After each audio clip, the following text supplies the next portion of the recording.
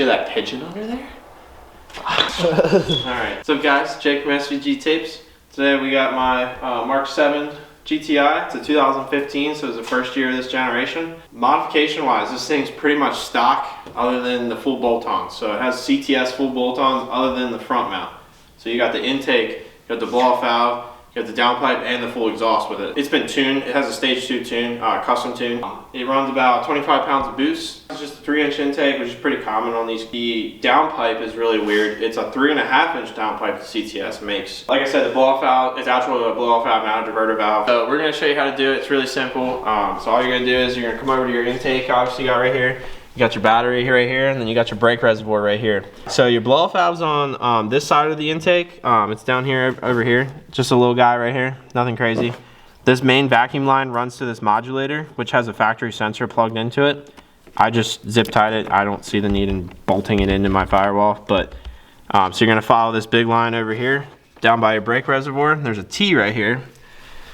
So you have this small line off the T that you can unplug. Also, the easiest way I think I do it is I just pulled off this main vacuum line that's under here, if you can see it. So I'm gonna pull it off quick. So that's all it is right there, the T. So then, oh man.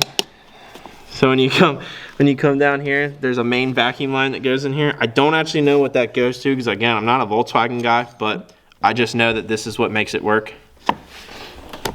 So like I said, you pull this off, I just let it hang there. It's not, like I said, it's not gonna hurt anything. But yeah, so that's all you really do to make it make noise, and then we're gonna show you a clip just to see what you guys think about it.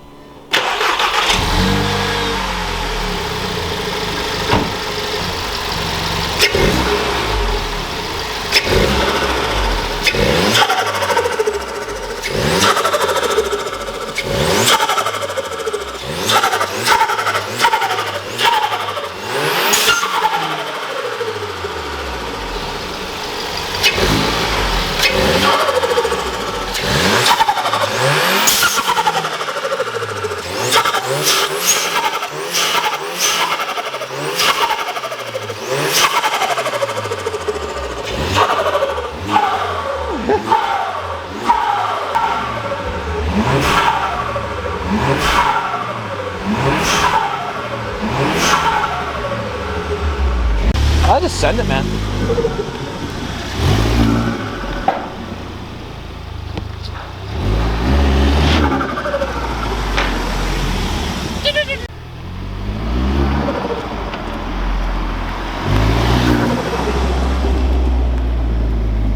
The only downside to this is like when you're actually driving the car, eventually it'll throw a check engine light. The codes for like your variable intake flaps aren't working anymore. I guess that vacuum line that we disconnect has something to do with that whole system and how that works. So I never really felt a whole lot of a difference. I felt like it was a little underpowered, but just sitting here and stuff like that didn't change my fuel trims or my my air fuel ratio or anything like that. So I think it's safe, at least for my tune and what I'm doing. But if you have a crappy tune or some other variable that may go into it, we don't recommend it because we don't want to see anybody blow their motor up just doing something stupid like that. But otherwise, it sounds really good. Makes cool pigeon noises. So if you like it, please like. Let us know what you think about it. I'm sure there's a bunch of people in there that are going to be like, oh my god, you're going to blow it up, holy shit, you know, something like that. But, you know, I don't know. So far, we've been fine with it. I'm not doing it all the time, don't worry, all you people out there. We're going to be shooting a video soon about my S2000 and what's wrong with that. We already kind of know what it is, but we want to show you guys what to do and how to diagnose something like this. We'll have plenty more content to watch soon. So thank you guys, we appreciate your time. Take it easy and we'll see you next time. Professional. Okay, that's not working. Why? Why? I changed the lighting like halfway through. God damn it.